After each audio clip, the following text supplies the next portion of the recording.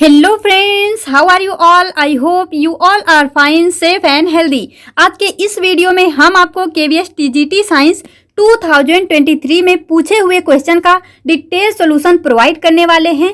उससे पहले हम आपको बता देते हैं कि हमने आपको टेलीग्राम पे एक पोल कराया था, जहां पे हमने आपसे पूछा केवीएस टीजीटी साइंस में सबसे ज़्यादा क्वेश्चन कहाँ से पूछे गए। कहाँ से पूछे गए का मतलब कि फिजिक्स से ज़्यादा क्वेश्चन आए, या फिर केमिस्ट्री से, या फिर बायोलॉजी से। तो उसमें से 80% लोगों ने बोला कि ज़्यादातर क्वेश्चन जो है वो फिजिक्स से थे।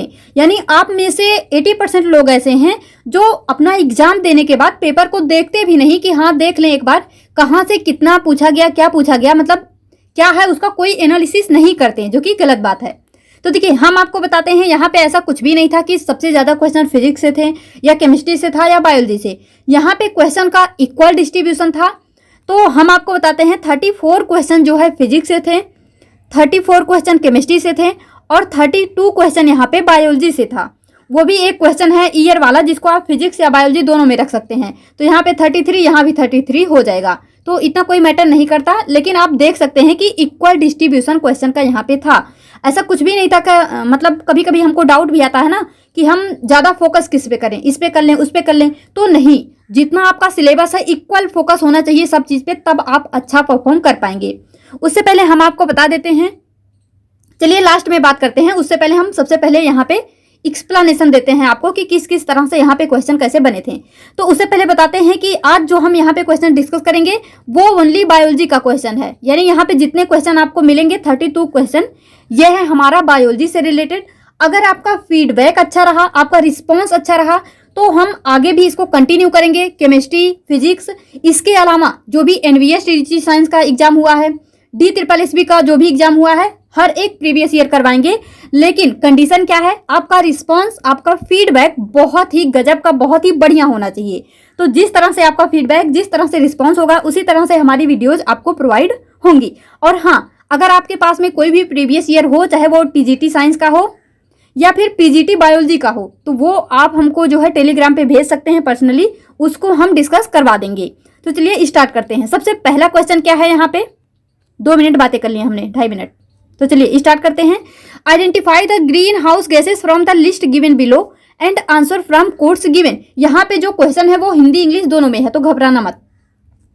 सबसे पहले पूछा जा रहा है कि यहाँ पे पहचान करिए ग्रीन हाउस गैसेस की। इसमें से आपको ग्रीन हाउस गैसेस बताना था। Water vapour, ozone, carbon dioxide, nitrogen. तो देखिए, आजकल जो क्वेश्चन का ट्रेंड है वो इस तरह का होता है। यानी यहाँ पे आप ढूंढ भी लिए, अगर एक में कंफ्यूज हुए तो यहाँ से जो है आप फंस जाते हैं। तो हम आपको बताते हैं ग्रीन हाउस गैसेस में क्या क्या आता है। सबसे पहले आता है यहाँ पे कार्बन डाइऑक्साइड, जो कि 79% होता है। परसेंट तो ऐसे पूछा नहीं जाता, यहाँ पे नेम ही पूछा जाता है। उसके बाद आता है यहाँ पे N2O यानी नाइट्रस ऑक्साइड। फिर आता है मीथेन। उसके बाद यहाँ पे ओजोन। जो मीथेन होता है वो 11% होता है, जो यहाँ पे नाइट्रस ऑक्साइड है वो 7% होता है। तो कि इसका जो है परसेंटेज याद रखने की कोई खास ज़रूरत नहीं है। तो देखिए, यहाँ पे वाटर वेपर, यानी यहाँ पे वाटर वेपर भी जो है वो ग्रीन हाउस गैसेस में आता है। तो यहाँ से क्या क्या हो गया, एक हो गया हमारा वाटर वेपर, और यहाँ से क्या हो गया, ओजोन। और यहाँ पे देखिए कार्बन डाइऑक्साइड की जगह पे यहाँ पे क्या लिखा है, कार्बन मोनोऑक्साइड। कार्बन मोनोऑक्साइड, यानी यहाँ पे सी वाला ऑप्शन हमारा नहीं होगा। यानी सी यहाँ पे है तो ये नहीं होगा। अगर सी नहीं होगा तो ऑल ऑफ द एबव भी नहीं होगा। तो यहाँ पे देखिए only A and B, only A and D. तो ए तो दोनों जगह है, यानी ए तो पक्का ही होगा। लेकिन अब कंफ्यूजन आता है बी में होगा या फिर डी में होगा। तो यहाँ पे देखिए ओनली नाइट्रोजन लिखा है, जबकि only nitrogen green house gases नहीं होती। नाइट्रोजन का ऑक्साइड होता है। अगर लिखा होता नाइट्रोजन का ऑक्साइड, मतलब नाइट्रोजन की ऑक्साइड, तो वो सही होता। लेकिन यहाँ पे ओनली नाइट्रोजन दिया है, तो ये भी क्या हो जाएगा, रॉन्ग हो जाएगा। तो यहाँ पे हमारा जो करेक्ट आंसर होगा वो क्या होगा, एक तो वाटर वेपर, दूसरा ओजोन, यानी A and B of the above, यानी only A and B of the above. तो आप जो है क्वेश्चन को हिंदी में भी देखिए एक बार। ग्रीन हाउस गैसेस की पहचान कीजिए, यहाँ पे जलवाष्प और ओजोन, यानी ए एंड बी यहाँ पे राइट आंसर हो जाएगा। नेक्स्ट देखिए, विच of the following is not an example of group algae. यहाँ पे आपसे पूछा जा रहा है। तो आपको हम एक इंटरेस्टिंग बात बताते हैं। अभी हमने आपको एक वीडियो प्रोवाइड किया जहाँ पे था trick to learn animal kingdom example. तो यानी वहां पे हमने आपको एनिमल किंगडम से रिलेटेड जितने भी एग्जाम्पल दिए हैं एनसीईआरटी में उसको करवाया था। अगर आप वो वीडियो नहीं देखे हैं तो जाके देख लीजिए, क्योंकि अभी आपको हम इसी में दिखाते हैं कि किस तरह से क्वेश्चन उसी एक सिंगल वीडियो से कितने सारे क्वेश्चन बनते हैं। हालांकि इसी एक एग्जाम में नहीं बना है, वो अलग अलग एग्जाम में बनते रहते हैं, लेकिन वो वीडियो बहुत ही इंपॉर्टेंट है क्योंकि एग्जाम्पल से डायरेक्ट क्वेश्चन बनते हैं। अब कैसे बनते हैं यहाँ पे देख लीजिए। हम आपको एक वीडियो प्रोवाइड करने वाले हैं प्लांट किंगडम के एग्जाम्पल से रिलेटेड, तो अगर आपको वो चाहिए तो एक बार प्लीज जो है कमेंट में आप एक हार्ट दे देना। तो देखिए यहाँ पे not an example of group algae, algae का कौन सा एग्जाम्पल नहीं है। अगर आपको प्लांट किंगडम के सारे एग्जाम्पल याद होंगे, जैसे यहाँ पे हम एल्गी की बात करते हैं तो green algae, brown algae, red algae, इसके बाद यहाँ पे ब्रायोफाइट्स के जितने एग्जाम्पल हैं, टेरिडोफाइट्स के जितने एग्जाम्पल हैं, जिम्नोस्पर्म, एंजियोस्पर्म, अगर इन सबके एग्जाम्पल आपको अच्छे से याद हैं, जितने भी फंजाई हैं उनके एग्जाम्पल याद हैं, तो समझिए आपसे बहुत सारे क्वेश्चन ऐसे ही बन सकते हैं।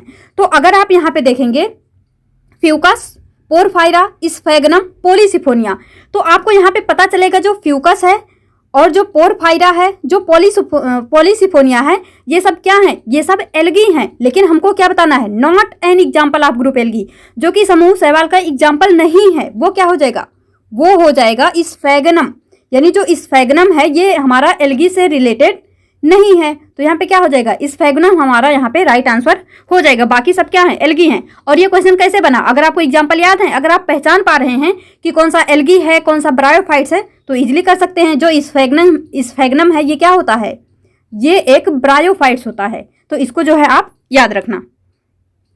हिंदी में भी आपने पढ़ ही लिया होगा। तो आगे देखते हैं, in which of the following group of organism algin carbohydrate is found. तो देखिए अभी जो हमने ऊपर डिस्कस किया वो भी हमारा प्लांट किंगडम का क्वेश्चन है अगर हम कहें तो, और उसके बाद ये जो क्वेश्चन आपको दिख रहा है ये भी प्लांट किंगडम का ही क्वेश्चन है। और हाँ, यहाँ पे हमको डाउट आता है ना कि जब हम टीजीटी साइंस की बात करते हैं तो मतलब हम किस पे ज्यादा फोकस करें, 9th 10th पे या 11th 12th पे, तो इस क्वेश्चन का जवाब मिलेगा आपको लास्ट में। तो चलिए यहाँ पे देर ना करते हुए इसको कंटिन्यू करते हैं। In which of the group of organism algin carbohydrate is found. तो ये भी हमारा एल्गी का क्वेश्चन है। तो देखिए सबसे पहले यहाँ पे जिम्नोस्पर्म तो काट दीजिए, क्योंकि एल्जीन का नाम सुनते ही एल्जीन, काराजीन, तो ये यहाँ पे आपके दिमाग में एल्गी आना चाहिए। तो यहाँ पे देखिए फियोफाइट्स, रोडोफाइट्स, टेरिडोफाइट, तो टेरिडोफाइट का भी इससे कुछ लेना देना नहीं है। अब यहाँ पे आता है रोडोफाइट्स यानी रोडोफाइसी जिसको हम बोलते हैं रेड एल्गी, फियोफाइसी यानी ब्राउन एल्गी।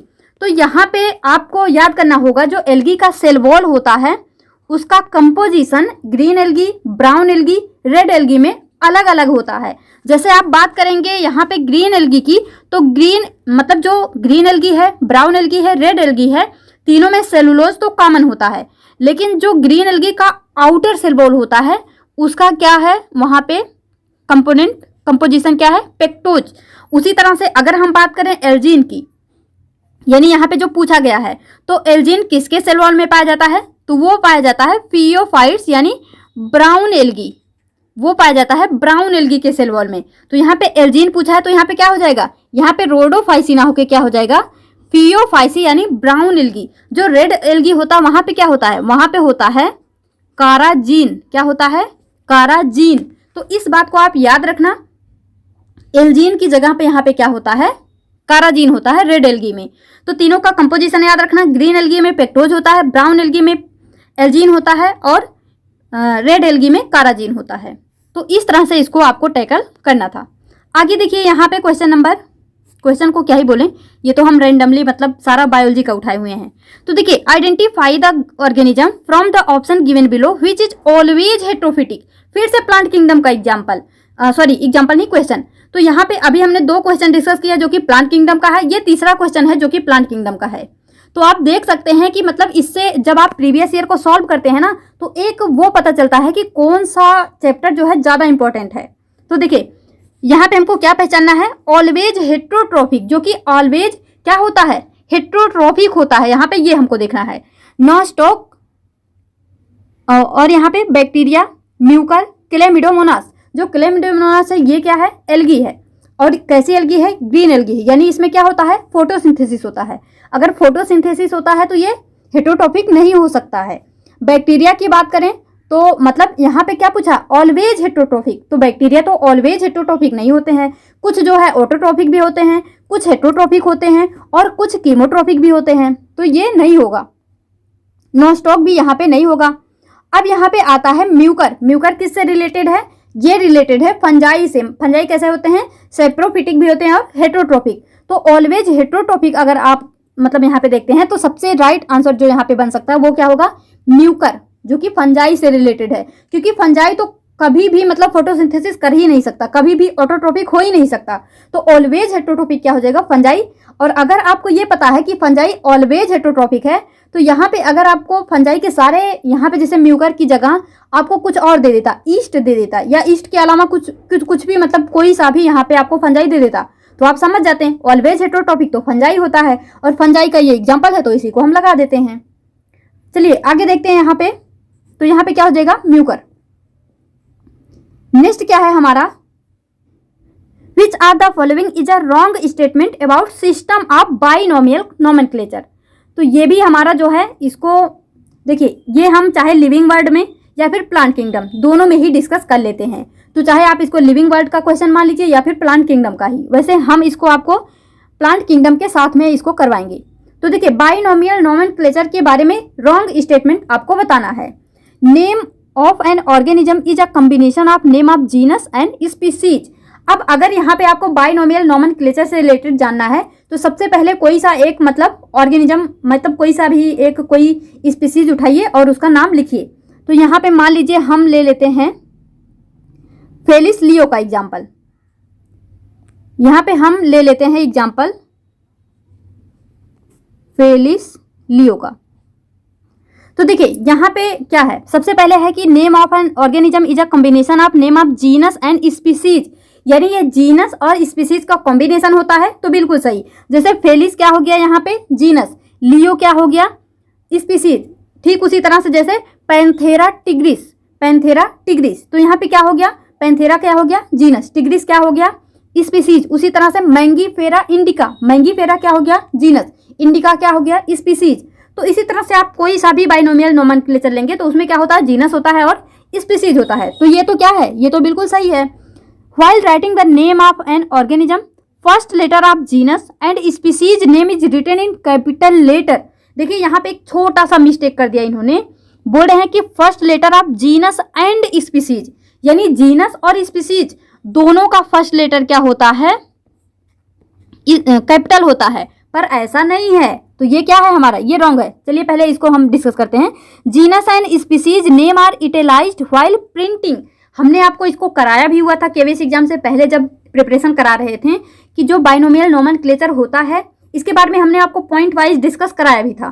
तो देखिए, जो जीनस होता है, स्पीसीज होता है, अगर आप इसको नॉर्मली मतलब पेपर पे अपने लिख रहे हैं, मतलब चाहे कहीं भी ये लिखा हुआ है, तो मतलब अगर हम कहीं पे लिख रहे हैं तो हम क्या करेंगे, उसको अंडरलाइन कर देंगे। लेकिन जब इसको प्रिंट किया जाता है, जैसे आप बुक उठा के देखेंगे तो वहां पे आपको ये ऐसे तिरछा करके लिखा हुआ मिलेगा, यानी इटैलाइज्ड होगा। तो ये सही बोल रहा है कि genus and species name are italicised while printing. Printing के समय में इसको इटैलिक कर दिया जाता है, यानी तिरछा लिखा जाता है जहां भी मतलब ये बाइनोमियल नोमेनक्लेचर लिखा जाता है।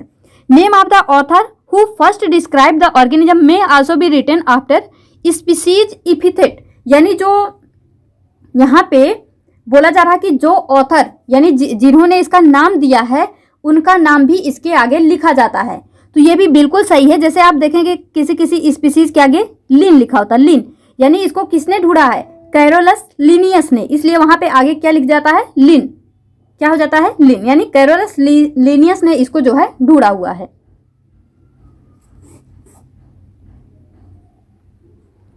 अब देखिए ये वाला जो दिया है, while writing the name of an organism first letter of genus and species name is always capital, तो ये गलत है।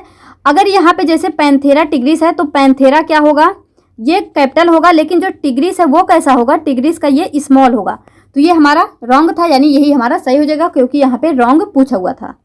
हिंदी में भी आपने पढ़ लिया होगा। चलिए आगे देखते हैं, आगे क्या है हमारा, cnidoblast are specialised cell used for the purpose of. अब हम यहाँ पे अगर बात करते हैं तो ये क्वेश्चन है आपका एनिमल किंगडम का। अभी हमने जो क्वेश्चन डिस्कस किया उसको हम बोल सकते हैं वो हमारा 3 से 4 क्वेश्चन प्लांट किंगडम का था। अब यहाँ पे आता है ये एनिमल किंगडम का क्वेश्चन। तो क्या है, cnidoblast are specialised cell used for purpose of, यानी जो निडोब्लास्ट सेल हैं वो उनका स्पेशल फंक्शन क्या होता है। तो सबसे पहले आपके ध्यान में आना चाहिए जो निडोब्लास्ट होता है ये सीलेंट ट्रेट का कैरेक्टरिस्टिक है, यानी जो निडोब्लास्ट सेल है ये किसमें पाए जाते हैं, सीलेंट ट्रेट में पाए जाते हैं। और क्यों पाए जाते हैं, movement of water among sealant trait नहीं, डिफेंस एमंग सीलेंट ट्रेट देखते हैं अभी, डिफेंस एमंग इकाइनोडर्मेट्स, या फिर digestion of food among annelid. तो सबसे पहले हम आपको बताते हैं इसको आपको कैसे करना चाहिए था। सबसे पहले आपको ये पता होना चाहिए, अभी हम इसके बाद एनिमल किंगडम करवाएंगे तो वहाँ पे बताते हैं सब कुछ, लेकिन अभी के लिए शॉर्ट में समझिए। जब भी एनिमल किंगडम का कोई क्वेश्चन किया जाता है, मतलब जब एनिमल किंगडम हम चैप्टर को पढ़ते हैं तो सबसे पहले आपको जितने भी फाइलम है उसके क्लासिफिकेशन याद होने चाहिए और सारे के सारे एग्जाम्पल याद होने चाहिए। तो अगर आपको मान लो सारा एग्जाम्पल याद है और क्या याद है, उसका कैरेक्टरिस्टिक याद है, तो सबसे पहले आपको ये भी याद रहेगा कि निडोप्लास्ट जो है वो सीलेंट ट्रेट का कैरेक्टरिस्टिक है। तो यहाँ पे एनेलिड तो इकाइनोडर्मेट तो गए काम से, यानी ये थर्ड और फोर्थ तो नहीं होगा। अब यहाँ पे देखना है जो निडोप्लास्ट है उसका फंक्शन क्या होता है, मूवमेंट ऑफ वाटर, तो ये बिल्कुल नहीं होगा। इसका फंक्शन क्या होता है, डिफेंस एमंग सीलेंट ट्रेट, यानी जो सीलेंट ट्रेट होते हैं इनका डिफेंस मैकेनिज्म किसके थ्रू होता है, निडोब्लास्ट के थ्रू, यानी इसको हम स्टिंग सेल भी बोलते हैं, यानी ये अपने बचाव के लिए ये जहर भी छोड़ सकते हैं आदमी के अंदर अगर इनको मतलब कोई नुकसान पहुंचाने का कोशिश करता है तो। नेक्स्ट यहाँ पे देखिए आप, विच of the following is correct match for disaccharide sugar. अब हम अगर बात करें तो ये कहाँ से पूछा गया है, तो ये है हमारा बायोमोलिक्यूल का क्वेश्चन। कहाँ से, बायोमोलिक्यूल। बायोमोलिक्यूल के यहाँ पे 2 क्वेश्चन पूछे गए हैं इसमें। तो बायोमोलिक्यूल का ये क्वेश्चन है, विच of the following is correct match for disaccharide sugar. अब यहाँ पे आपको डाइसैकेराइड शुगर का करेक्ट मैच बताना है। तो देखिए माल्टोज जो है ग्लूकोज राइबोज से बनता है, सुक्रोज जो है ग्लूकोज फ्रक्टोज से बनता है, बनता नहीं मतलब उसमें टूट जाता है, वो चाहे बनता है या टूट जाता है दोनों सेम ही बात है। लैक्टोज जो है गैलेक्टोज और फ्रक्टोज से बनता है। तो यहाँ पे हम आपको बताते हैं डाइसैकेराइड सबसे मेन जो होते हैं हमारे डाइसैकेराइड में, एक आता है हमारा माल्टोज, एक आता है यहाँ पे लैक्टोज, एक आता है सुक्रोज, अगर माल्टोज की बात करेंगे तो इसमें क्या होता है, ग्लूकोज प्लस ग्लूकोज। अगर लैक्टोज की बात करते हैं तो यहाँ पे आता है ग्लूकोज प्लस गैलेक्टोज। क्या आता है, ग्लूकोज प्लस गैलेक्टोज, ग्लूकोज नहीं है गैलेक्टोज, ग्लूकोज प्लस गैलेक्टोज। उसके बाद अगर सुक्रोज की बात करें तो यहाँ पे क्या आता है, ग्लूकोज प्लस फ्रक्टोज। तो यहाँ पे सुक्रोज में क्या क्या आता है, ग्लूकोज प्लस फ्रक्टोज। तो ये तो बिल्कुल सही है। माल्टोज की बात करें तो ग्लूकोज प्लस ग्लूकोज होता है, लेकिन यहाँ पे ग्लूकोज तो है लेकिन राइबोज दे दिया, तो ये क्या हो गया हमारा, रॉन्ग हो गया। लैक्टोज की बात करते हैं तो यहाँ पे क्या होता है, ग्लूकोज प्लस गैलेक्टोज, गैलेक्टोज तो है लेकिन फ्रक्टोज दे दिया, तो ये भी हमारा क्या है, रॉन्ग हो गया। तो हमको करेक्ट मैच बताना है, तो करेक्ट मैच क्या हो जाएगा, only B of the above. केवल यहाँ पे क्या सही है, केवल बी सही है। तो चलिए आगे देखते हैं। यहाँ पे हिंदी में भी पढ़ सकते हैं आप। क्या है यहाँ पे, क्वेश्चन नंबर 165, क्वेश्चन आईडी है, नंबर नहीं, क्वेश्चन आईडी। तो देखिए, विच of the following statement is incorrect about triglyceride. अब अगर हम यहाँ पे बात करते हैं तो इसको हम जो है, ये भी हमारा क्वेश्चन है बायोमोलिक्यूल का ही, यानी फैट के बारे में डिटेल स्टडी हम बायोमोलिक्यूल में ही करते हैं, तो इसको भी हम बोल सकते हैं कि ये भी जो है बायोमोलिक्यूल का क्वेश्चन है। वैसे देखा जाए मतलब एक एक कॉन्सेप्ट कई चैप्टर से रिलेट होते हैं, लेकिन मेनली देखा जाए तो ये बायोमोलिक्यूल का ही क्वेश्चन है। तो यहाँ पे क्या है, सबसे पहले देखिए इनकरेक्ट आपको यहाँ पे ढूंढना है। These are non polar in nature, ये नेचर में कैसे होते हैं, नॉन पोलर होते हैं। या फिर these are formed from glycerol, ये ग्लिसरॉल से बनते हैं। Glycerol of the molecule has 2 OH group, यानी 2 एल्कोहलिक ग्रुप यहाँ पे होता है। या फिर OH group of glycerol bind with COOH group of fatty acid. तो यहाँ पे देखिए सबसे पहले these are non polar in nature. अब यहाँ पे हम इतना डिटेल से तो नहीं बताएंगे, लेकिन जितना हो सकेगा उतना डिटेल में बताने की कोशिश करेंगे। तो जब हम बात करते हैं ट्राइग्लिसराइड की, तो सबसे पहले ये नॉन पोलर होते हैं, ये बिल्कुल सही है। ये जो है ग्लिसरॉल से बनते हैं, ये भी सही है। और यहाँ पे देखिए जो OH ग्रुप है वो COOH ग्रुप से जो है जुड़ता है फैटी एसिड की, ये भी सही है। लेकिन जब हम बात करते हैं यहाँ पे कितने OH ग्रुप होते हैं ग्लिसरॉल में, तो सबसे पहले आपके दिमाग में आना चाहिए ग्लिसरॉल का क्या स्ट्रक्चर। तो यहाँ पे देखेंगे ये होता है हमारा ग्लिसरॉल का स्ट्रक्चर, CH2OH CHOH CH2OH, इस तरह से ये ग्लिसरॉल होता है। तो यहाँ पे कितने OH ग्रुप आपको दिख रहे हैं, ये कितने OH ग्रुप हो गए, ये तो 3 हो गए, पर यहाँ कितना लिखा है 2। वैसे ये क्वेश्चन बहुत हार्ड नहीं था अगर देखा जाए, क्यों? क्योंकि मान लो अगर आपको ये पॉइंट नहीं भी पता होते, लेकिन अगर आपको केवल ग्लिसरॉल का स्ट्रक्चर पता है तो आप जो है यहाँ पे, वैसे भी ट्राईग्लिसराइड की बात हो रही है, यानी यहाँ पे 3 ग्लिसरॉल मिलते हैं, तो इससे इसका कुछ लेना देना नहीं है। तो ग्लिसरॉल जो होता है यहाँ पे देखिए इसका ये जो है स्ट्रक्चर होता है। तो अगर आपको ग्लिसरॉल का स्ट्रक्चर पता होता तो आप इसको इजीली कर लेते, क्योंकि आपसे इनकरेक्ट पूछा था। तो इनकरेक्ट तो हमारा क्या हो जाएगा, ऑप्शन नंबर 3। इसको हिंदी में भी पढ़ सकते हैं।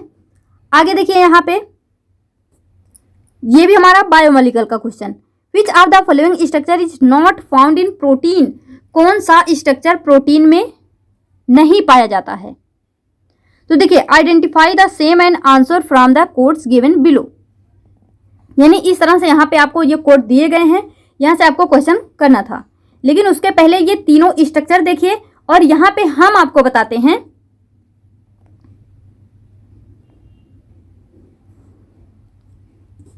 तो देखिए यहाँ पे ऑप्शन नंबर ए, तो सबसे पहले जब हम, और यहाँ पे नॉट पूछा है इसको याद रखना, जब हम बात करते हैं प्रोटीन की, प्रोटीन किससे बनते हैं, अमीनो एसिड से।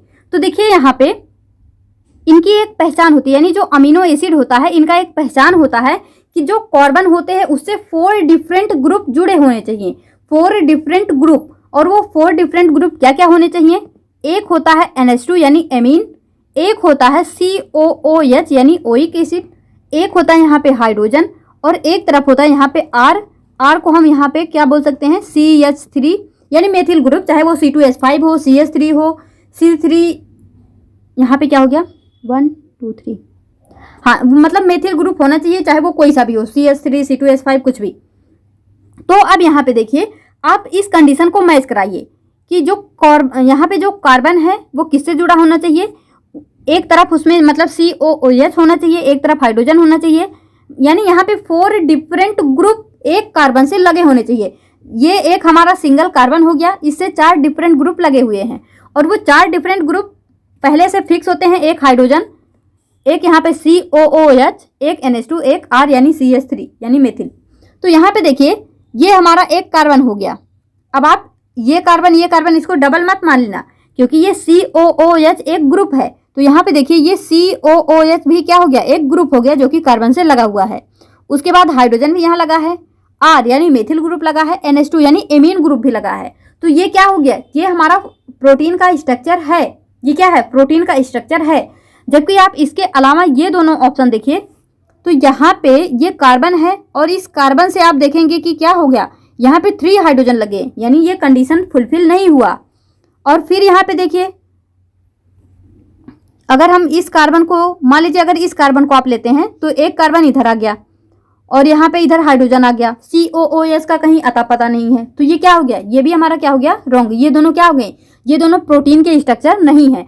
आपको वो कंडीशन फॉलो करना ही पड़ेगा जो एक सिंगल कार्बन से यहाँ पे मतलब 4 डिफरेंट ग्रुप लगे होने चाहिए।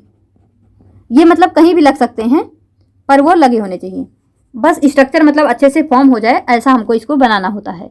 तो हम आपको बायोमोलिक्यूल क्वेश्चन मतलब बायोमोलिक्यूल पूरा चैप्टर पढ़ा देंगे, वहाँ से आपसे एक भी सिंगल क्वेश्चन नहीं छूटेगा नेक्स्ट एग्जाम में कोई भी। अब इसको हिंदी में भी पढ़ सकते हैं। आगे देखिए नेक्स्ट क्या है, identify the symbiotic nitrogen fixing bacteria from the following and select the code for correct answer from the codes given below. यानी यहाँ पे आपको क्या बताना है, symbiotic nitrogen fixing bacteria, symbiotic nitrogen fixing bacteria. तो अगर हम यहाँ पे बैक्टीरिया की यानी नाइट्रोजन फिक्सिंग बैक्टीरिया की बात करें तो जो नाइट्रोजन फिक्सिंग होता है वो यहाँ पे बैक्टीरिया साइनोबैक्टीरिया दोनों के थ्रू होता है, यानी बैक्टीरिया साइनोबैक्टीरिया दोनों ही नाइट्रोजन फिक्सिंग में भाग लेते हैं। लेकिन जब यहाँ पे बैक्टीरिया की हम बात कर रहे हैं तो 2 फॉर्म में बैक्टीरिया पाए जाते हैं। कुछ बैक्टीरिया क्या होते हैं, सॉइल में पाए जाते हैं यानी मिट्टी में पाए जाते हैं, जिसको हम बोलते हैं फ्री लिविंग बैक्टीरिया। क्या बोलते हैं, फ्री लिविंग बैक्टीरिया। और कुछ जो होते हैं किसी दूसरे पे, मतलब जैसे हम बोलते हैं ना, जो नॉस्टॉक एनाबीना है वो मतलब लेग्यूमिनस प्लांट के जड़ों में पाए जाते हैं, तो ये उसको हम क्या बोलते हैं, सिम्बायोटिक बैक्टीरिया। तो जो सॉइल में होंगे उसको फ्री लिविंग बोलते हैं। तो जो बैक्टीरिया है एक तो हमारा हो गया फ्री लिविंग और एक हो गया सिम्बायोटिक। जो फ्री लिविंग होता है उसमें भी एरोबिक एनारोबिक 2 टाइप्स के होते हैं। तो यहाँ पे एक होता है हमारा एजोटोबैक्टर, एक होता है बीजेरिंकिया। दोनों कैसे होते हैं, एरोबिक होते हैं। रोडोस्पिरिलम एक होता है और एक होता है क्लोस्ट्रीडियम। ये दोनों कैसे होते हैं, एनारोबिक। अभी हम यहाँ पे उसको लिख नहीं सकते, लेकिन हम आपको जब ये चैप्टर करवाएंगे, चैप्टर क्या है हमारा, मिनरल न्यूट्रिशन, तो वहाँ पे हम नाइट्रोजन फिक्सिंग बैक्टीरिया को पूरी तरह से आपको एक मतलब चार्ट फॉर्म में लिखवा देंगे। तो जब हमको तो यहाँ पे सिम्बियोटिक नाइट्रोजन फिक्सिंग बैक्टीरिया ढूंढना है। तो अब हम बात करते हैं जब सिम्बायोटिक की, तो यहाँ पे 2 बैक्टीरिया जाता है। एक आता है हमारा राइजोबियम और एक आता है फ्रैंकिया। क्या आता है, फ्रैंकिया। एक राइजोबियम एक फ्रैंकिया, ये दोनों होते हैं सिम्बायोटिक बैक्टीरिया। तो यहाँ पे आपसे सिम्बायोटिक नाइट्रोजन फिक्सिंग बैक्टीरिया पूछा है, साइनोबैक्टीरिया की बात नहीं की है, तो इसको अभी हम नहीं करते हैं। तो जो बैक्टीरिया होता है हमने आपको बताया 2 टाइप्स, एक फ्री लिविंग एक सिम्बायोटिक। सिम्बायोटिक में कौन कौन सा आता है, राइजोबियम और फ्रैंकिया। तो यहाँ से आप देखेंगे एजोटोबैक्टर, एजोस्पिरिलम, राइजोबियम। तो जो एजोबैक्टर है और एजोस्पिरिलम है ये कैसे होते हैं, ये फ्री लिविंग होते हैं। जो राइजोबियम होता है ये लेग्यूमिनस प्लांट के जड़ों में पाए जाते हैं, तो ये कैसे हो गए, सिम्बायोटिक हो गए। तो सिम्बायोटिक में यहाँ पे क्या हो जाएगा, only C of the above. तो इसको भी आप जो है याद रखना। नेक्स्ट देखिए यहाँ पे क्या है हमारा question number 168, sorry question ID 168। To which group of kingdom fungi mushroom are classified. फिर से वही बात हमने आपको बताया, अगर आपको जो है एग्जाम्पल्स याद होंगे तो बहुत ही अच्छी बात है। तो जब हम यहाँ पे फंजाई में सेक्सुअल रिप्रोडक्शन की बात करते हैं तो यहाँ पे मतलब 4 टाइप्स के सेक्सुअल रिप्रोडक्शन की बात होती है, एस्कोमाइसिटीज, बेसिडियोमाइसिटीज, ट्यूटरोमाइसिटीज, फाइकोमाइसिटीज। यानी इसको हम रिप्रोडक्शन के बेस पे क्या करते हैं, क्लासीफाई कर देते हैं। तो अभी हम क्लासिफिकेशन यहाँ पे आपको नहीं बताएंगे, बस आपको इतना जानना है कि जो फंजाई होता है वो किससे रिलेटेड है। तो हम आपको प्लांट किंगडम में इसको बायोलॉजिकल क्लासिफिकेशन में आपको करवाएंगे। तो वहाँ पे हम आपको बताएंगे एस्कोमाइसिटीज के क्या क्या एग्जाम्पल होते हैं, बेसिडियो के क्या क्या एग्जाम्पल हैं, ड्यूटेरो के, फाइकोमाइसिटीज के, इन सब के जो है हम यहाँ पे आपको क्या बताएंगे, एग्जाम्पल बताएंगे। तो उसको जो है आप लर्न कर लीजिएगा। तो अभी के लिए अगर बात करें फंजाई किस मतलब मशरूम जो है ये किस में क्लासिफाई किया जाता है, तो ये आता है हमारा बेसिडियोमाइसिटीज। किस में आता है, बेसिडियोमाइसिटीज में। तो इसको जो है आप याद रखना, यहाँ पे हमारा क्या हो जाएगा, बेसिडियोमाइसिटीज। नेक्स्ट देखिए क्या है, to which of the following animal phylum pleurobranchia belong. अभी हमने आपको जो एक लेक्चर प्रोवाइड किया है trick to learn animal kingdom, उसी से ये क्वेश्चन डायरेक्टली बनेगा। वहाँ पे हमने आपको बताया मतलब बहुत जो अलग अलग फाइलम है उसमें कौन कौन से एनिमल्स उसके अंतर्गत आते हैं। तो सीधा सा क्वेश्चन है कि जो प्लूरोब्रैंकिया है वो किससे रिलेटेड है, यानी ये क्या है, सिलेंट्रेटा है, टिनोफोरा है, मोलस्का है, हेमिकॉर्डेटा है। तो जो प्लूरोब्रैंकिया होता है अगर आपको याद हो तो हम बता दें, ये क्या होता है, टिनोफोरा होता है। यानी टिनोफोरा में हमने आपको 2 ही एग्जाम्पल बताया हुआ था। तो उसमें से एक क्या है हमारा प्लूरोब्रैंकिया और एक क्या था, टिनोप्लेना। क्या था, हमने आपको बताया भी था टिनोफोरा में एक तो इसके नाम से ही है टिनोप्लेना और एक आप याद कर लेना प्लूरोब्रैंकिया। तो ये दोनों किस में आते हैं, सिलेंट्रेट में आते हैं। तो अभी आप देख रहे हो एनिमल किंगडम से भी कितने क्वेश्चन हो गए अभी आगे भी ये देखिए, ये भी एनिमल किंगडम का ही क्वेश्चन है। यानी ये जो हमने डिस्कस किया ये भी है, इसके ऊपर भी एक क्वेश्चन डिस्कस कर दिए हैं। अब नेक्स्ट जो है ये भी हमारा एनिमल किंगडम से ही है। क्या है, structure parapodia is observed in which group of animals. अब फिर से हमने आपको बताया जितने भी फाइलम है उसके कैरेक्टरिस्टिक आपको याद करने होंगे। वो भी बहुत ज़्यादा हार्ड नहीं है, बहुत ही ईजी है, सबसे ईजी चैप्टर होते हैं ये। बट यहाँ पे क्या होता है, याद करना पड़ता है। यानी चैप्टर तो छोटे होते हैं पर लर्न बहुत करना होता है। तो स्ट्रक्चर पैरापोडिया किस में पाया जाता है, तो अगर हम पैरापोडिया की बात करें तो ये पाया जाता है नेरीस में। लेकिन जो नेरीस होता है ये एग्जाम्पल किसका होता है, तो ये एग्जाम्पल होता है एनेलिडा का। तो याद रखना पैरापोडिया किसका यहाँ पे हो जाएगा, ये मतलब कैरेक्टरिस्टिक एनेलिडा का। Structure parapodia is observed in which group of animal, Annelida. तो इसको जो है आप याद रखना। आगे देखिए, हाँ, और हम आपको बताएं, जब हम केवीएस की प्रिपरेशन के दौरान आपको ये चैप्टर करवाए भी हुए थे। मतलब कितनी अच्छी बात है ना कि सिलेबस में दिया भी नहीं था, लेकिन हमको लगा कि ये सबसे ज़्यादा इंपॉर्टेंट चैप्टर है और करवाए भी थे। और देखिए 2 से 3 क्वेश्चन वहाँ से बने थे और आप लोग क्या बोल रहे थे कि मैम ये तो सिलेबस में दिया नहीं है, इसको क्यों करवा रही हैं, ये मतलब एक्स्ट्रा चैप्टर। पर इसीलिए क्योंकि जो है कुछ चैप्टर ऐसे इंपॉर्टेंट होते हैं, चाहे वो सिलेबस में हो या ना हो, फिर भी करने होते हैं। अभी हम आपको लास्ट में बताते हैं कि क्या क्या करना होता है, क्या क्या नहीं करना होता है। आगे देखिए यहाँ पे which of the following is popularly known as vitamin E. Vitamin E जो है, विटामिन ई को किस नाम से जाना जाता है? सबसे इजी, जैसे जो बोलते हैं ना कि 6, 7, 8 की एनसीईआरटी भी जरूरी होती कि नहीं, तो हाँ पढ़ सकते हैं आप, एक बार पढ़ लीजिए, वो तो ऐसे भी इजी होता है। तो यहाँ पे क्या होता है, मतलब एक बार पढ़ेंगे तो आपको याद होता चला जाएगा, इजी सा तो है, कितने मतलब 6वीं 7वीं 8वीं की एनसीईआरटी, तो वहाँ से 1-2 क्वेश्चन बन जाते हैं, तो इसलिए उसको भी आप पढ़ सकते हैं, यानी एक बार पढ़ लीजिए वैसे भी काम हो गया। तो जो विटामिन ई होता है इसको हम किस नाम से जानते हैं यहाँ पे, तो वो होता है हमारा टोकोफेरॉल। क्या होता है? टोकोफेरॉल। और ये तो B12 होता है, ये हमारा कैल्सीफेरॉल विटामिन डी होता है, और ये फाइटोनाडियोन, ये हमको अभी नहीं पता है।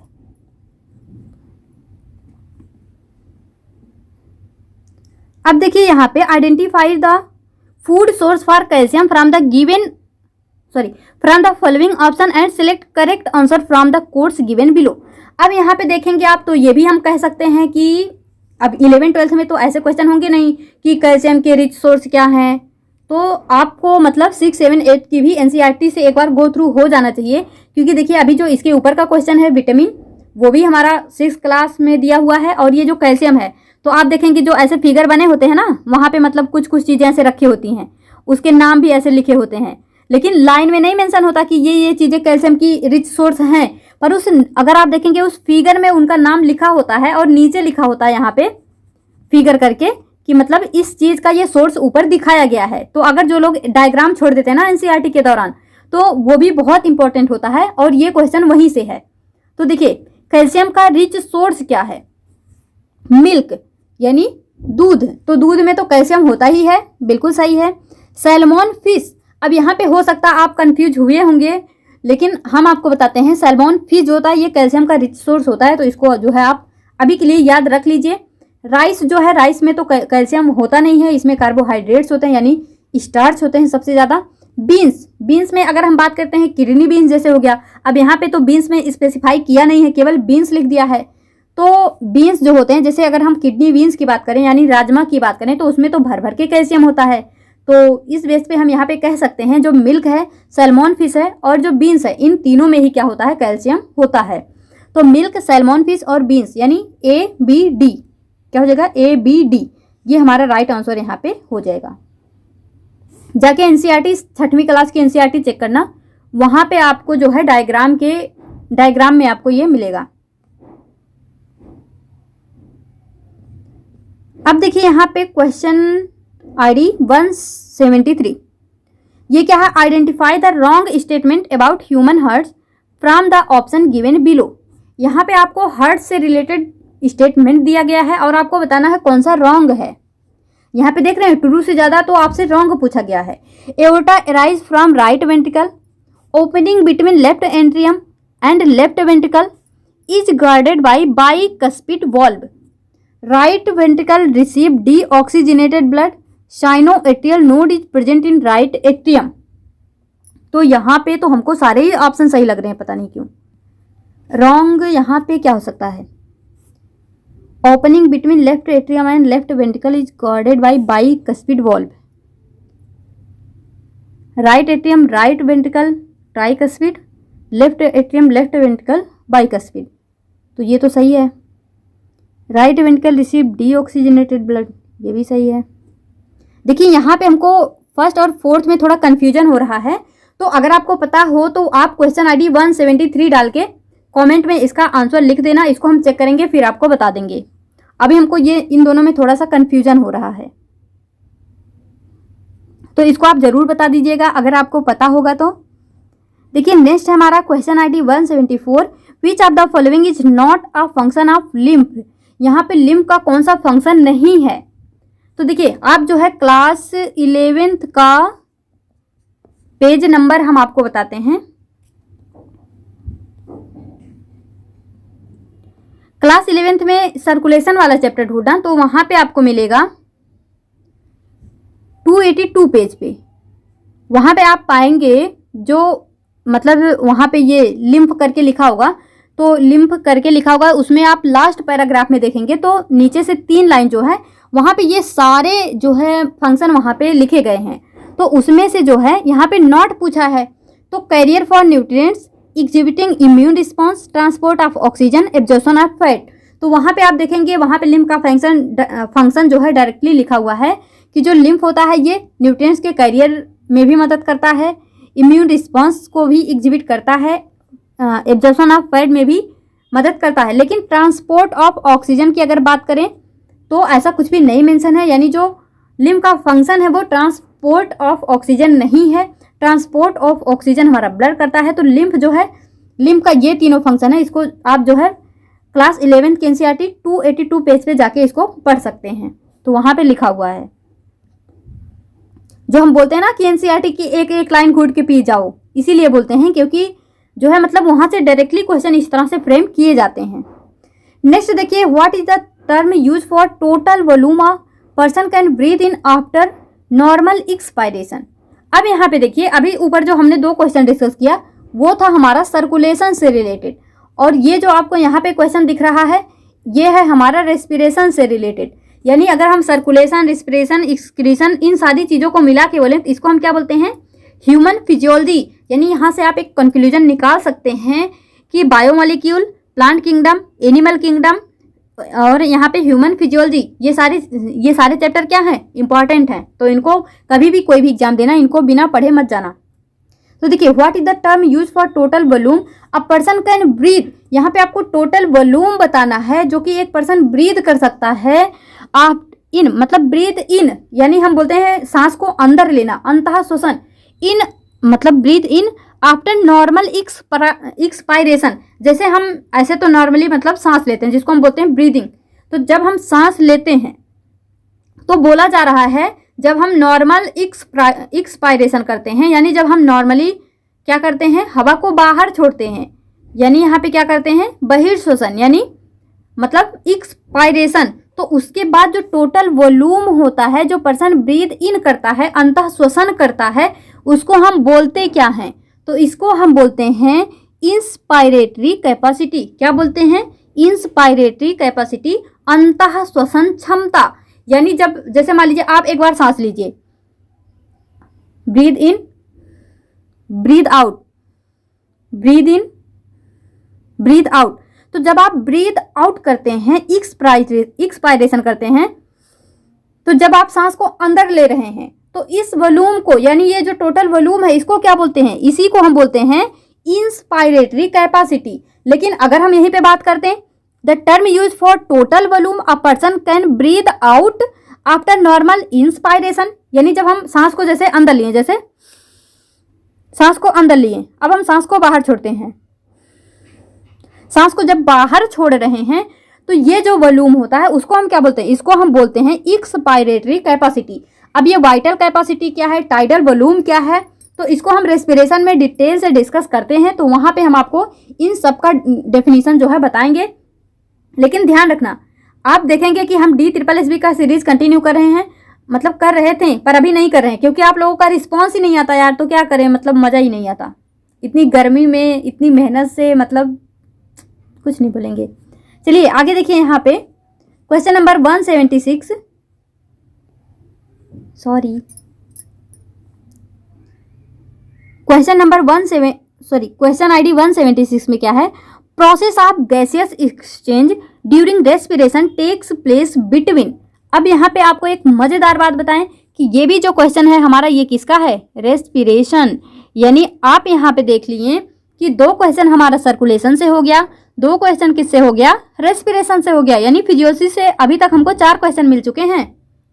तो देखिए, प्रोसेस ऑफ गैसियस एक्सचेंज, यानी यहाँ पे गैसियस एक्सचेंज जो होता है तो ये किसके बीच में होता है ये आपको बताना है। तो हम आपको बताएं, आप जो है रेस्पिरेशन चैप्टर में जाना, क्लास 11th के रेस्पिरेशन चैप्टर में जाना, वहाँ पे आपको एक एल्वियोलाई का इस तरह से जो है ब्लड कैपिलरी दिखाई होगी, और यहाँ पे जो है मतलब ये एल्वियोलाई का स्ट्रक्चर है जहाँ पे एक्सचेंज ऑफ गैसेस होता है। तो वहाँ पे आप देखेंगे कि ये मतलब फिगर में मेंशन है, ये किसी लाइन में आपको नहीं मिलेगा, उस फिगर में जो है मेंशन होगा कि किसके किसके बीच में होता है। तो आप जो है एनसीईआरटी के 273 पेज पे जाना, और वहाँ पे जो फिगर दिया होगा नीचे यहाँ कोने की साइड में उसको देखना।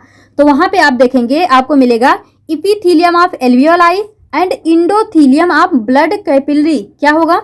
Epithelium of alveoli and endothelium of blood capillary. यानी ये जो क्वेश्चन है ये किसी लाइन से नहीं, ये डायरेक्ट फिगर से फॉर्म किया गया है। तो देख सकते हैं आप कि एनसीईआरटी को किस तरह से किस लेवल पे पढ़ना होता है, ये भी आपको यहाँ से पता चल रहा होगा।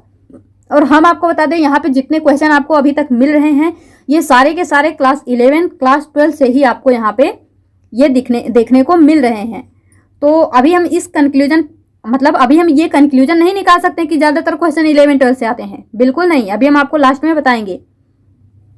आगे देखिए क्वेश्चन ID 177 क्या है? During the process of cellular respiration glycolysis which of the following is not a 3 carbon atom compound. अब अगर हम बात करें तो ये क्वेश्चन कहाँ से है? ये क्वेश्चन है रेस्पिरेशन इन प्लांट। यानी अब तक हमने जो 2 क्वेश्चन देखा वो था हमारा किससे रिलेटेड? रेस्पिरेशन इन एनिमल, लेकिन ये है रेस्पिरेशन इन प्लांट से, यानी हम बोल सकते हैं प्लांट फिजियोलॉजी से। तो ये जो है यहाँ पे क्या पूछा गया है, जब सेलुलर रेस्पिरेशन होता है जिसको हम ग्लाइकोलिसिस बोलते हैं, तो इसमें से कौन सा ऐसा है जो कि 3 कार्बन एटम कंपाउंड नहीं है? इसमें से कौन सा 3 कार्बन एटम कंपाउंड नहीं है? तो आप जो है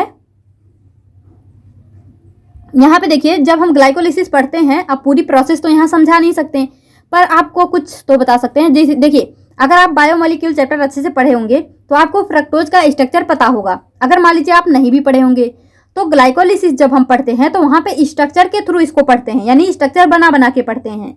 तो फ्रक्टोज का जब हम स्ट्रक्चर बनाते हैं फ्रक्टोज 6 फॉस्फेट, तो आप देखेंगे कुछ इस तरह से इसका जो है स्ट्रक्चर हम बनाते हैं। यानी यहाँ कार्बन, यहाँ कार्बन, यहाँ कार्बन, यहाँ कार्बन, और यहाँ से हम जोड़ते हैं CH2OH ग्रुप, नीचे OH ग्रुप, और यहाँ HOH HOH HOH। इस तरह से इसको हम बनाते हैं फ्रक्टोज 6 फॉस्फेट को। लेकिन देखिए अब यहाँ पे हमको पूछा है नॉट अ 3 कार्बन, तो यहाँ पे 1 carbon, 2 carbon, 3 carbon, 4 carbon, 5 carbon. यहाँ पे हमको कितने कार्बन मिल रहे हैं? यहाँ पे तो 5 कार्बन है, लेकिन हमसे क्या पूछा? नॉट अ 3 कार्बन, तो यही 3 कार्बन नहीं है क्योंकि यहाँ पे 5 कार्बन है। तो क्या हो जाएगा? Fructose 6 phosphate. अगर हम बात करते हैं पायरूविक एसिड, देखिए जब हम ग्लाइकोलिसिस पढ़ते हैं ना तो वहाँ पे हम आपको ऐसे बताते हैं, यहाँ 3 कार्बन है, यहाँ 2 कार्बन है, इस तरह से। तो ग्लाइकोलिसिस तो हम नहीं करवाए थे, लेकिन अब आगे जो है इसको हम करवाएंगे। तो देखिए यहाँ पे पायरूविक एसिड की अगर हम बात करें तो इसका स्ट्रक्चर कैसे होता है? अगर नॉर्मली आप लिखेंगे तो ये हो जाता है C3H4O3। अगर इसका स्ट्रक्चर बना के देखना चाहें, जो कि हम नॉर्मली बना के देखते हैं, तो वो क्या होता है? CH3COCOOH, इस तरह से होता है। तो यहाँ पे कितना हो गया? 1 2 3, इस तरह से 3 कार्बन हो गए। तो यहाँ पे फ्रक्टोज 6 फॉस्फेट जो है, यहाँ पे 3 कार्बन नहीं 5 कार्बन होते हैं। आगे देखिए यहाँ पे क्या है? Symplastic system in plant is formed through which of the following. यहाँ पे हम इसको, ये भी प्लांट फिजियोलॉजी का क्वेश्चन है। क्या है? जो सिम्प्लास्टिक सिस्टम होता है प्लांट में, वो किसके थ्रू फॉर्म होता है? तो याद रखना ये प्लाज्मोडेस्माटा। यानी जब हम कोई सेल की बात करते हैं यहाँ पे इस तरह से, तो जो सिम्प्लास्टिक सिस्टम होता है वो यहाँ पे मतलब वो बनता है किसके थ्रू? प्लाज्मोडेस्माटा के थ्रू। तो इसको जो है आप याद रखना। नेक्स्ट है विच of the following statement is wrong for pollen grain. Pollen grain के बारे में यहाँ पे कौन सा ऑप्शन रॉन्ग है? देखिए मतलब कितने सारे क्वेश्चन हैं जहाँ पे आपसे सही ना पूछ के गलत पूछा हुआ है, रॉन्ग पूछा हुआ है। तो हम आपको बताते हैं इट कंटेन्स जेनरेटिव सेल, यानी जो पोलन ग्रेन होता है इसमें जेनरेटिव सेल होते हैं, बिल्कुल सही। It contain generative as well as vegetative cell, ये भी सही है। Generative cell of pollen grain is spindle shape, ये भी सही है। Generative cell of pollen grain give rise 3 male gamete. गड़बड़ कर दिया, यहाँ पे क्या है, पोलन ग्रेन के बारे में रॉन्ग पूछा था। रॉन्ग क्या हो जाएगा, generative cell of pollen grain give rise 3 male gamete. यहाँ पे ये 3 मेल गैमीट नहीं देता भैया, यहाँ पे ये क्या देता है, ये देता है यहाँ पे 2 मेल गैमीट। कितने, 2 मेल गैमीट। हाँ, अब आप सोचेंगे ये हमें कहाँ मिलेगा, तो आप चले जाना क्लास 12th NCERT में पेज नंबर 23 पे, वहाँ पे आपको मिलेगा पोलन ग्रेन की हेडिंग। और पोलन ग्रेन के अंदर में आप जो है इसको जब पढ़ेंगे, मतलब 2 से 3 पैराग्राफ पढ़ेंगे, तो आपको इन सारे सवालों, मतलब ये जो लाइन टू लाइन ये सब लिखी है ना, ये सब कुछ आपको वहाँ पे मिल जाएगा। और आप ये भी देखेंगे generative cell of pollen grain give rise to 3 male gamete, नहीं 2 मेल गैमीट। इसको जो है आप याद रखना। In which of the following plant endosperm is not completely used and remains present in mature seed. और ये भी हमारा जो होता है, ये अभी जो हम ऊपर क्वेश्चन डिस्कस किए, ये है हमारा रिप्रोडक्शन इन प्लांट से रिलेटेड। और ये जो अभी आपके सामने ये क्वेश्चन है, ये भी हमारा रिप्रोडक्शन इन प्लांट से रिलेटेड है, तो इसको याद रखना। यानी यहाँ पे अगर हम बात करें प्लांट फिजियोलॉजी, एनिमल फिजियोलॉजी, और अब यहाँ पे आता है हमारा रिप्रोडक्शन इन प्लांट। तो यहाँ पे देखिए क्या पूछा हुआ है, बोला जा रहा है प्लांट एंडोस्पर्म, ऐसे कौन से प्लांट का एंडोस्पर्म है जो कि कंप्लीटली यूज नहीं होता, वो जो है remains present in mature seed. वो मतलब जब सीड मैच्योर हो जाता है उसके बावजूद भी वो उसमें क्या होता है, प्रेजेंट होता है। तो हम आपको बता दें कि मतलब जो प्लांट होता है उसमें से कुछ एल्ब्यूमिनस होते हैं, कुछ नॉन एल्ब्यूमिनस होते हैं। तो जब हम एल्ब्यूमिनस की बात करते हैं तो यहाँ पे आप देखेंगे एक होता हमारा कैस्टर, और यहाँ पे वीट, मेज और बार्ले, ये सब क्या होते हैं हमारे, ये होते हैं एल्ब्यूमिनस प्लांट। एल्ब्यूमिनस प्लांट, तो जो एल्ब्यूमिनस प्लांट होते हैं वहाँ पे प्लांट एंडोस्पर्म वो कंप्लीटली यूज नहीं होता। वो मतलब जब एक मैच्योर सीड बन जाता है ना, तो भी वो वहाँ पे प्रेजेंट होता है। तो इसमें से कैस्टर, वीट, मेज, बार्ले, यहाँ पे क्या आपको दिख रहा, कैस्टर। कैस्टर क्या होता है, एल्ब्यूमिनस प्लांट होता है। यहाँ पे एंडोस्पर्म पूरी तरह से यूज नहीं होते हैं, सीड के मैच्योर होने के बाद भी वो प्रेजेंट होते हैं। और जो यहाँ पे पी, ग्राउंडनट, बीन्स, ये सब क्या है, ये जो है नॉन एल्ब्यूमिनस हैं। तो इसको जो है याद रख लेना। और आप इसको भी पढ़ना चाहेंगे तो आप रिप्रोडक्शन इन प्लांट को पढ़ेंगे, तो वहाँ पे आपको ये सारे सवालों के जवाब मिल जाएंगे। Question ID 181, which of the following is diploid in case of human spermatogenesis. Human spermatogenesis के केस में यहाँ पे कौन सा क्या रहता है, डिप्लॉयड रहता है। तो ह्यूमन स्पर्मेटोजेनेसिस हम आपको पढ़ा चुके हैं। ह्यूमन रिप्रोडक्शन, तो वहाँ पे आपको हमने बताया भी था कि ये क्वेश्चन यहाँ पे पूछा गया है, और वहाँ पे हमने आपको डिस्कस किया था। तो हमने आपको क्या बताया था, जो सेकेंडरी स्पर्मेटोसाइड है ये क्या होता है, ये होता है हमारा हैप्लॉइड, जबकि प्राइमरी स्पर्मेटोसाइड कैसा होता है, डिप्लॉयड। तो सेकेंडरी स्पर्मेटोसाइड तो कैसा हो गया, ये हो गया हमारा हैप्लॉइड। स्पर्मेटिड कैसा होता है, हैप्लॉइड। स्पर्मेटोजोआ क्या होता है, हैप्लॉइड। लेकिन जो सर्टोली सेल होता है ये क्या होता है, सर्टोली सेल को हम नर्स सेल भी कहते हैं, तो ये क्या होता है, ये होता है हमारा डिप्लॉयड। तो आपसे अगर जब यहाँ पे डिप्लॉयड पूछा जा रहा तो क्या हो जाएगा, सर्टोली सेल। यानी ये हो गया ह्यूमन रिप्रोडक्शन से क्वेश्चन यहाँ पे मतलब पूछा गया है। अब ये भी देखिए ह्यूमन रिप्रोडक्शन से ही है। Level of which of the following hormones doesn't remain at its peak level at the time of ovulation in human females. तो हमने आपको ओव्यूलेशन भी करवा दिया है। ओव्यूलेशन कब होता है, 14th डे होता है। तो अब यहाँ पे देखिए follicle stimulating hormone, luteinizing hormone, progesterone, estrogen. तो इसमें से जो FSH होता है और जो LH होता है, यहाँ पे LH पीक बनता है, हमने आपको बताया हुआ है। तो FSH, LH, एस्ट्रोजन, इन ये सब क्या होते हैं, ये पीक पे होते हैं। लेकिन जो प्रोजेस्टेरोन होता है ये पीक पे नहीं होता है ओव्यूलेशन के दौरान। तो यहाँ पे क्या हो जाएगा, प्रोजेस्टेरोन। हमने आपको ये चैप्टर करा दिया है, अगर आप नहीं देखे हैं, नहीं किए हैं, तो इसको जाके आप कर सकते हैं, प्लेलिस्ट में है वहाँ पे। अब ये देखिए सेल से रिलेटेड क्वेश्चन, जिसको हम बोलते हैं fundamental unit of life, cell.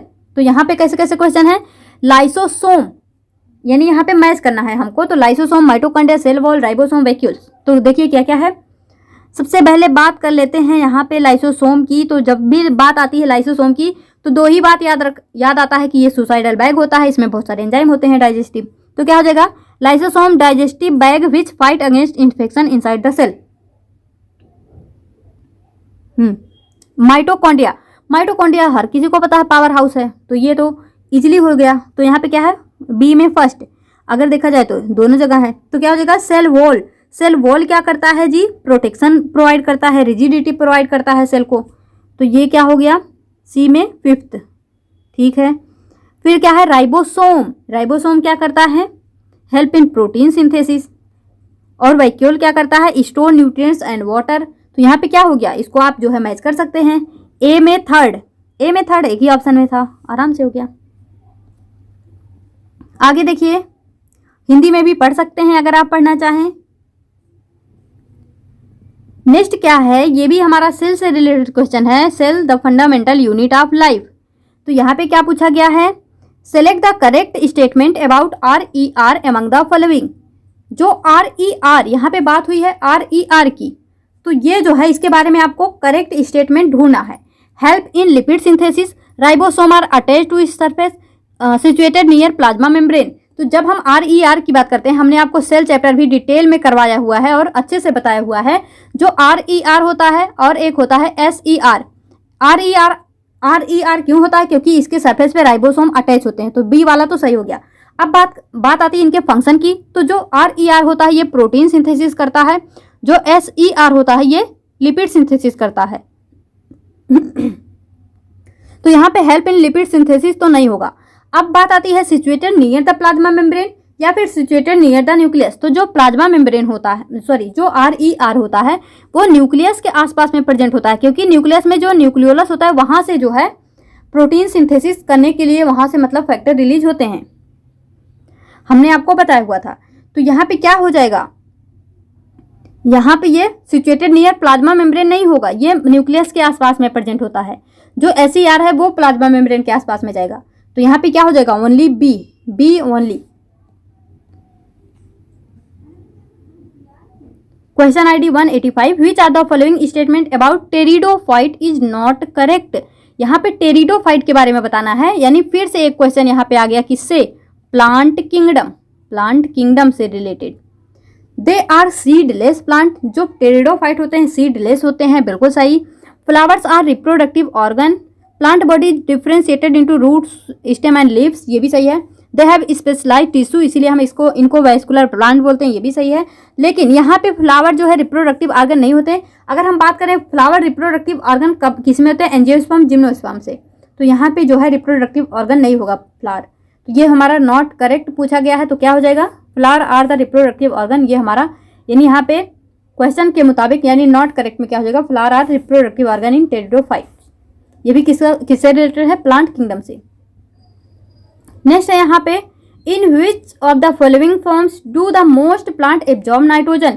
ये भी आ गया हमारा मिनरल न्यूट्रिशन से क्वेश्चन है ये।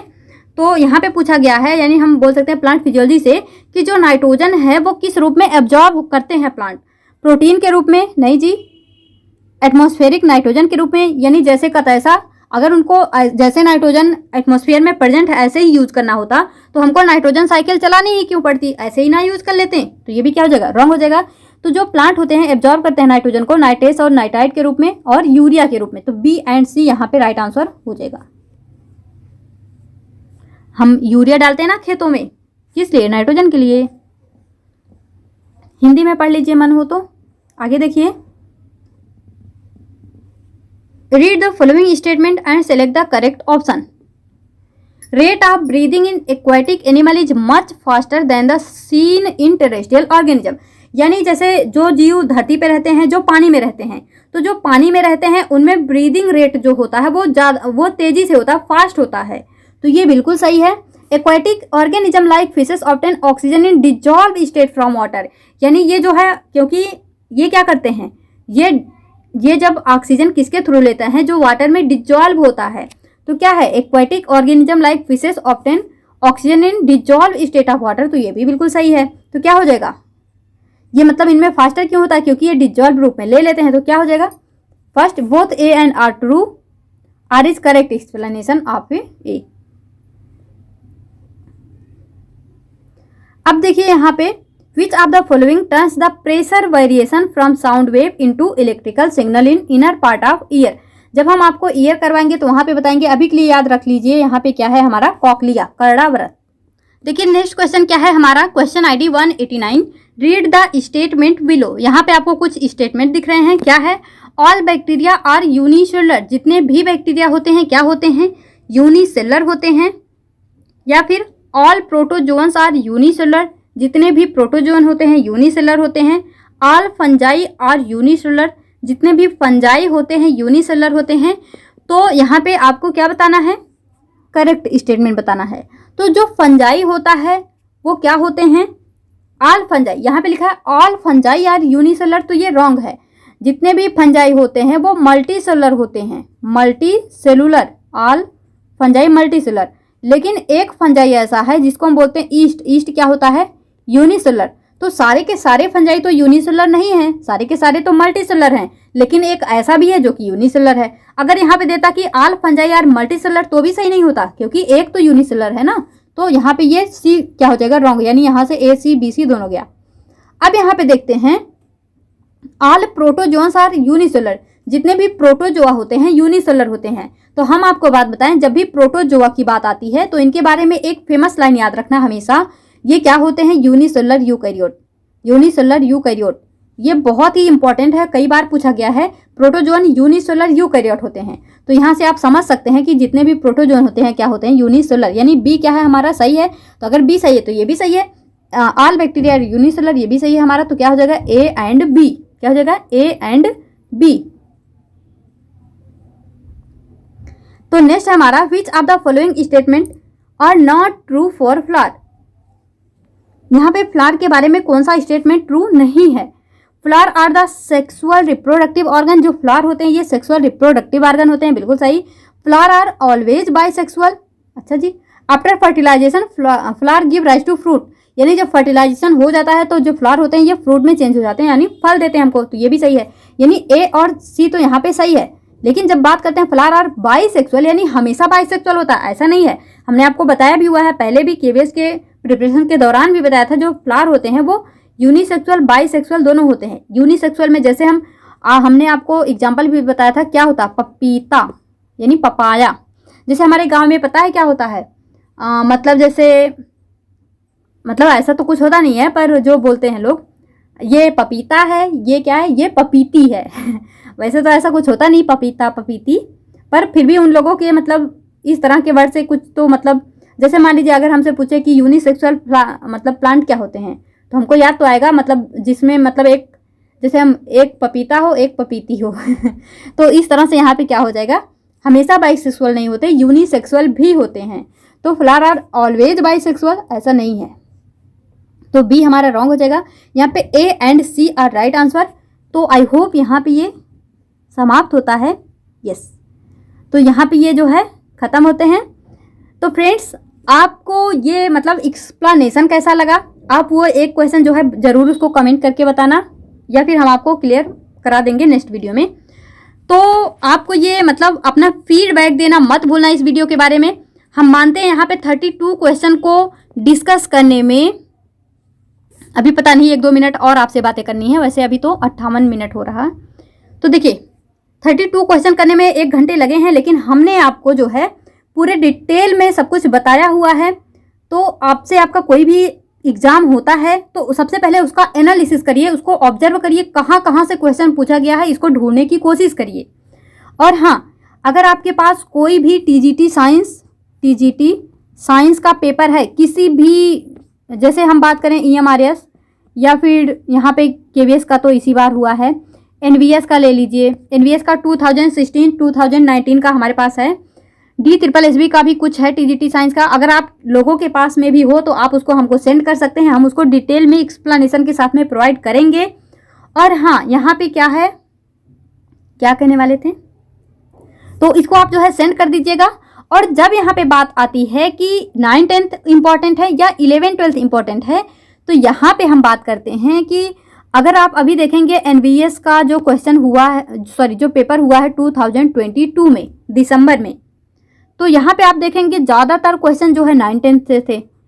और अभी ये केवीएस का जो हमने आपको डिस्कस कराया है, यहाँ पे ज़्यादातर क्वेश्चन आपको 11-12 से मिल रहे हैं। DSSS का हमने देखा है तो 9, 10, 11, 12 सबका मिक्सर दिखता है हमको। तो यहाँ पे क्या कह सकते हैं, यहाँ पे हम ये कह सकते हैं कि 9, 10 तो आपको पूरी तरह से करना होगा, इसको आप नहीं छोड़ सकते क्योंकि ये बेस है। लेकिन 11, 12 के कुछ ऐसे चैप्टर होते हैं, पूरी 11, 12 की एनसीईआरटी नहीं करनी आपको, लेकिन कुछ ऐसे चैप्टर हैं, सेलेक्टेड चैप्टर हैं जिनको आपको करना चाहिए।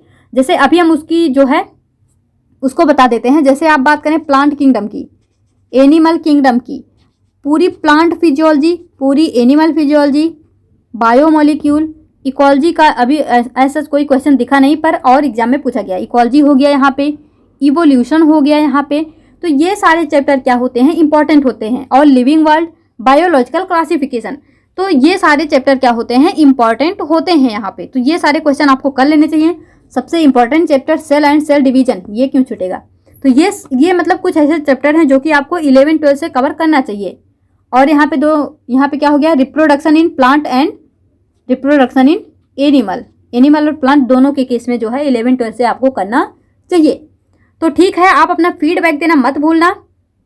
आपको ये मतलब प्रीवियस ईयर का जो सीरीज है इसको कंटिन्यू करना चाहिए कि नहीं, आपको इसको बताना पड़ेगा कमेंट में, और भर भर के रिस्पांस देना ताकि हम आगे जो है हमको मोटिवेशन मिल सके इसको कंटिन्यू रखने के लिए। तो फ्रेंड्स, इस वीडियो में यहीं तक, मिलेंगे अपने नेक्स्ट वीडियो में। तब तक के लिए all the best, be happy, be positive.